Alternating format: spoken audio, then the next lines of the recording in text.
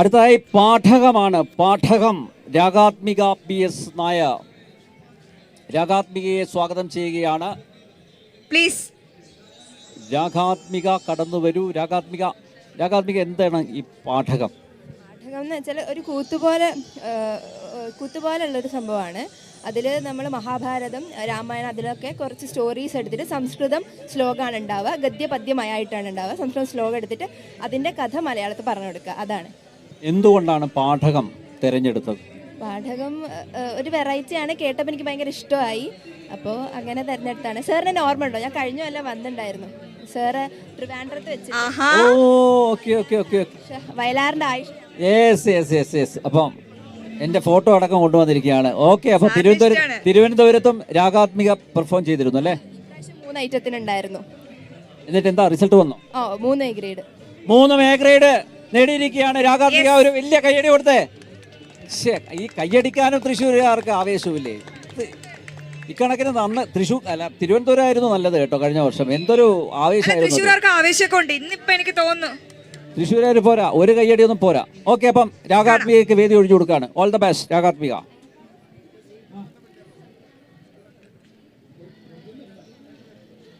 കിമിതി ഭജത മൗനം വാനര മാനഹീന സഗരരചിത കുണ്ടോർലംഘനേ പുണ്ഡിതാശ അകലശഭവലേഹ്യം ദുശ്യമം പാടവാദ്യൈ അനവധിമയശോഭിം കിം തരീതും സമർത്ഥ കിമിതി ഭജത മൗനം വാനര.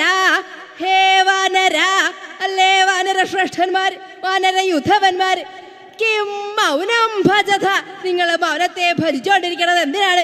അല്ലേ വാനര ശ്രേഷ്ഠന്മാരെ, നിങ്ങൾ എന്തിനാണ് ഇങ്ങനെ മൗനത്തെ ഭജിച്ചോണ്ടിരിക്കണത്? കഷ്ടേ കഷ്ടം.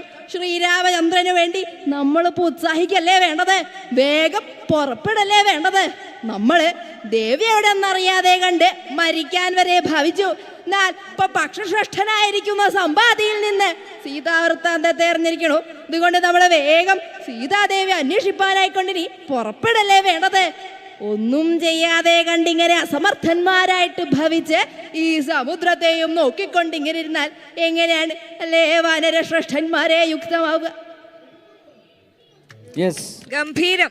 അല്ല, ഞാൻ പറയുന്നത് കാലം പുരോഗമിക്കുമ്പോഴും ഇതുപോലുള്ള അല്ലേ, നമുക്ക് പലർക്കും അറിയാത്ത, പുതിയ തലമുറക്ക് അറിയാത്ത ഇത്തരം കലാരൂപങ്ങൾ സംസ്ഥാന സ്കൂൾ കലോത്സവ വേദിയിൽ അവതരിപ്പിക്കപ്പെടുന്നു എന്നുള്ളതാണ് ഏറ്റവും വലിയ സന്തോഷം. കാരണം നോക്കൂ, നമ്മൾ നേരത്തെ ഗോത്ര കലകൾ അല്ലേ, ഇരുള നൃത്തം, അങ്ങനെ പലതും അതിനൊക്കെ വേദികൾ കിട്ടുകയാണ്. മാത്രമല്ല നേരത്തെ അട്ടപ്പാടിയിൽ ഒരു കോണിൽ ഒഴിഞ്ഞു നിന്ന അവിടെ മാത്രം കിടന്ന ഒരു കലാരൂപമാണ് ഇന്ന് കേരളത്തിൽ അങ്ങോളം ഇങ്ങോളം ഉള്ള സ്കൂളുകൾ അവരത് പരിശീലിക്കുന്നു, അവരത് സംസ്ഥാന സ്കൂൾ കലോത്സവ വേദിയിൽ അവതരിപ്പിക്കുന്നു. Okay Ragatmika, thank you very much. അപ്പോൾ ഇനിയും അടുത്ത വേദിയിൽ കാണാൻ ഭാഗ്യം എനിക്കുണ്ടാവട്ടെ കേട്ടോ. കൂടുതൽ വിവരങ്ങളിലെത്തട്ടെ. All the best. എന്തെങ്കിലും പറയാനുണ്ടോ? ഇവിടെ കൂടി നിൽക്കുന്നവരോട് വല്ലതും പറയാനുണ്ടോ? ഇങ്ങനത്തെ കലകളെ നമ്മൾ മുന്നോട്ടേക്ക് കൊണ്ടുവരാ. ഇതൊന്നും പാഠകം എന്താന്ന് തന്നെ ആർക്കും അറിയില്ല. ചോദിക്കും നമ്മളോട് എന്താണെന്ന്. അപ്പോൾ ഇങ്ങനെ ഇതിലൂടെയാണ് നമുക്ക് എന്തൊക്കെയാണ് ഇവിടെ ശരിക്കും ഒളിഞ്ഞു നിന്ന് വലിയ കലകൾ എങ്ങനെയാണ് കലോത്സവത്തിലൂടെ നമുക്ക് കഴിയാൻ സാധിക്കും, മനസ്സിലാക്കാൻ സാധിക്കും. അപ്പോൾ എല്ലാവരും പ്രോത്സാഹിപ്പിക്കുക.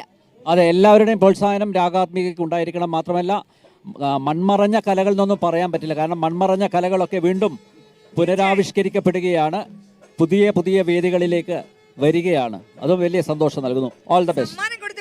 സമ്മാനം സമ്മാനം ഗ്ലുവ ചിപ്സ് ടേസ്റ്റ് ഹാപ്പിനെസ്. ഇത് മഞ്ഞൾ സോപ്പാണ്, ആയുർവേദ മിക്സിന്റെ. Okay, thank U.